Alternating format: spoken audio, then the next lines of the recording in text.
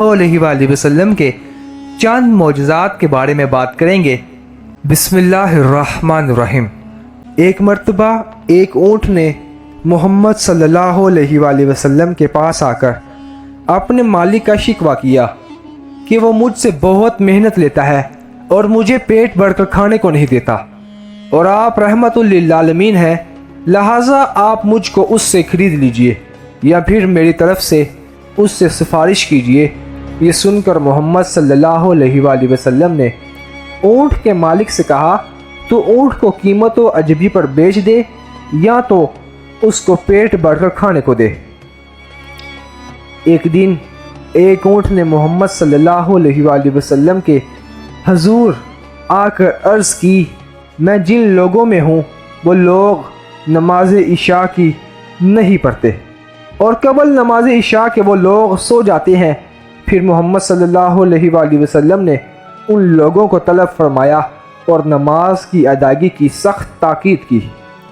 ایک دن محمد صلی اللہ علیہ وآلہ وسلم نے حضرت عباس کے لڑکوں کے حق میں دعا فرمائی تو اس مکان کے در و دیوار اور پتھر نے فصیح زبان سے آمین کہا۔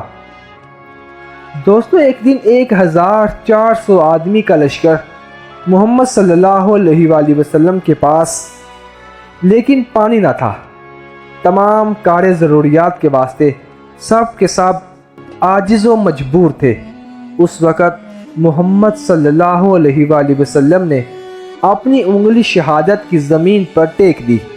اسی وقت اس سے پانی جاری ہوا، چنانچہ تمام لشکر وضو اور غسل اور کار ضروریات سے فارغ و آسودہ ہوا۔ ایک دن خندق کی لڑائی کے دن 4 سیر جو کی روٹی اور 1000 آدمی تھے۔ محمد صلی اللہ علیہ وآلہ وسلم نے 4 سیر جو کی روٹی سے 1000 آدمیوں کو سیر کرایا، اور وہ روٹی پھر اس قدر موجود رہی۔ ایک مرتبہ کئی شخص انصار سے آئے اور انہوں نے کہا، یا رسول اللہ صلی اللہ علیہ وآلہ وسلم، ہمارے اونٹ بہت شوخی کرتے ہیں اور اپنی پیٹھ پر بوجھ نہیں ڈالتے۔ محمد صلی اللہ علیہ وآلہ وسلم نے ان اونٹوں کے پاس جا کر کچھ پڑھا، پھر ان اونٹوں نے کبھی سرکشی نہ کی۔ صحابہ کرام رضی اللہ تعالیٰ عنہم نے عرض کیا، یا رسول اللہ صلی اللہ علیہ وآلہ وسلم، سب حیوان آپ کو سجدہ کرتے ہیں، کیا ہم بھی آپ کو سجدہ کریں؟ محمد صلی اللہ علیہ وآلہ وسلم نے فرمایا، نہیں، ہرگز نہیں۔ اگر سجدہ کرنا آدمیوں کو رواں ہوتا تو میں حکم دیتا کہ عورتیں اپنے شوہروں کو سجدہ کریں۔ ایک شخص گونگا تھا۔ محمد صلی اللہ علیہ وآلہ وسلم نے پوچھا، میں کون ہوں؟ اس نے بول کر جواب دیا، آپ رسول خدا صلی اللہ علیہ وآلہ وسلم ہیں۔ ایک عورت اپنے لڑکے کو محمد صلی اللہ علیہ وآلہ وسلم کے پاس لائی اور کہا، یا رسول اللہ صلی اللہ علیہ وآلہ وسلم، اس لڑکے کو جنون ہے۔ محمد صلی اللہ علیہ وآلہ وسلم نے دست مبارک اس کے سینے پر پھیرا، فی الفور اس کا جنون جاتا رہا۔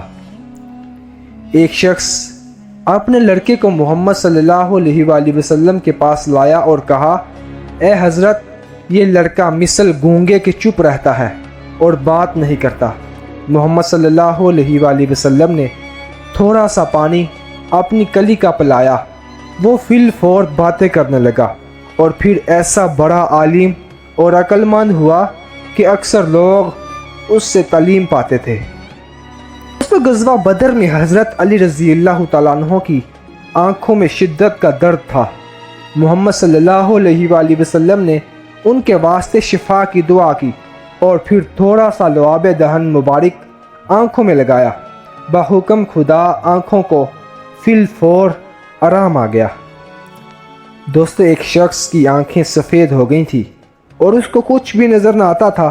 وہ شخص محمد صلی اللہ علیہ وآلہ وسلم کے پاس آیا۔ آپ نے اس کی آنکھوں پر کچھ پڑھ کر پھونکا۔ بفضل خدا اس کی آنکھیں اپنی اصل حالت پر آ گئیں اور وہ شخص اچھی طرح سے دیکھنے لگا۔ ایک دن حضرت انس بن مالک نے عرض کی، یا رسول اللہ صلی اللہ علیہ وآلہ وسلم آپ میرے واسطے کچھ دعا دنیا کی کیجئے۔